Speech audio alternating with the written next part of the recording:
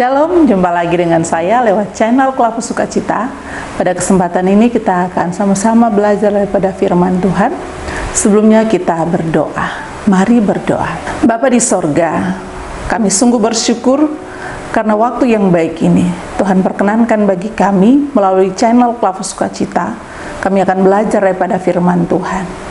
Biarlah kami semakin diteguhkan oleh kuasa Roh Kudus, supaya kami benar-benar mengerti akan firman Tuhan yang sebentar akan disampaikan lewat channel ini. Berkati kru maupun pemirsa Klapus Sukacita dalam seluruh kesiapan mereka untuk mendengarkan sabda Tuhan.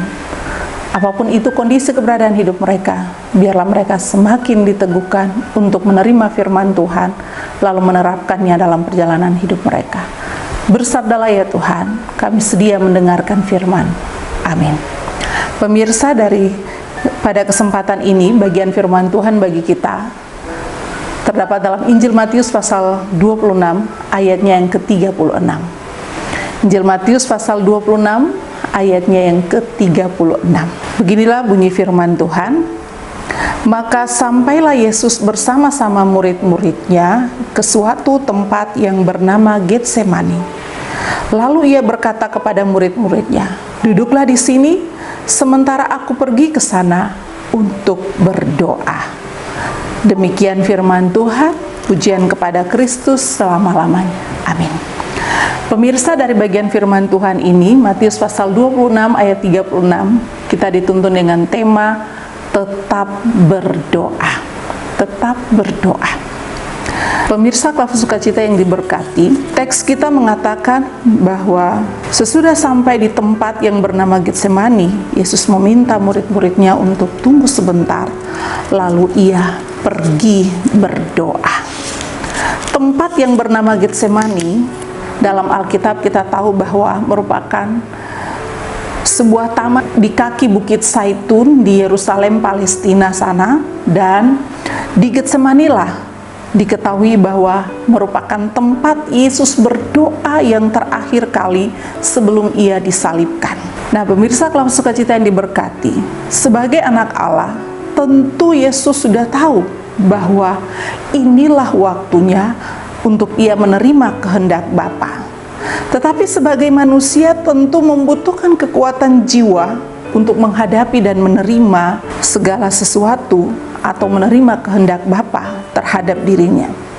Dan detik-detik sebelum berhadapan dengan kehendak Bapa, doa menjadi hal penting yang dilakukan oleh Yesus Kristus. Tetap berdoa dalam segala sesuatu, dalam segala hal.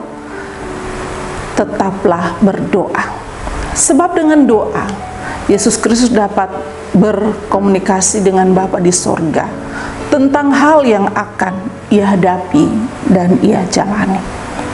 Pemirsa, tentu tidak mudah, tetapi Yesus Kristus mau memberi teladan bahwa di tengah-tengah situasi yang menegangkan sekalipun, doa itu menjadi senjata ampuh untuk mematikan rasa ketakutan, untuk menghilangkan rasa kegelisahan. Dan Yesus pun menunjukkan itu dalam situasi di mana ia tahu bahwa waktunya sudah hampir tiba untuk menjalani kehendak Bapa melalui penderitaan, kesengsaraan, bahkan kematian itu. Doa menjadi kekuatan, menjadi senjata bagi Yesus Kristus sendiri, bukan karena ia lemah, tapi secara manusia ia butuh kekuatan. Dengan berkomunikasi dengan Bapa, itu mendatangkan ketenangan bagi dirinya. Nah, pemirsa Klapus Sukacita yang diberkati, dari firman Tuhan saat ini kita belajar dari tema kita juga tentang tetap berdoa.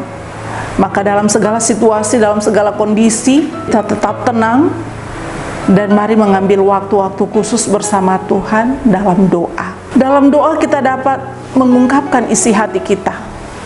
Dengan doa kita menemukan ketenangan.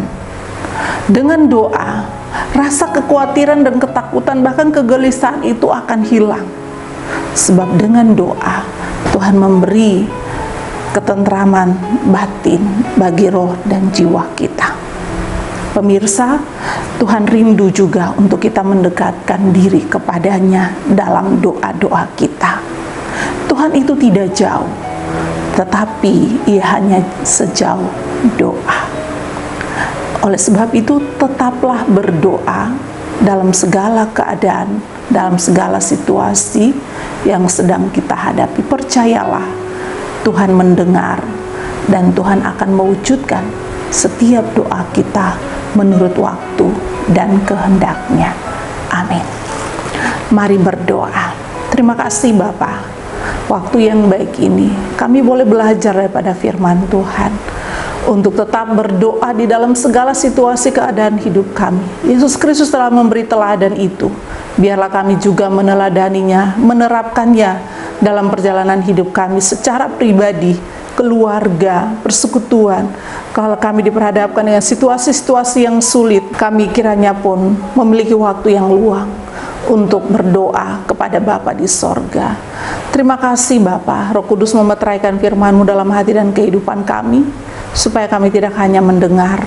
Berkati pemirsa Klapu Sukacita di mana saja mereka berada, dalam seluruh keberadaan hidup mereka, apapun itu yang sedang mereka alami, rasakan dalam keberadaan hidup mereka.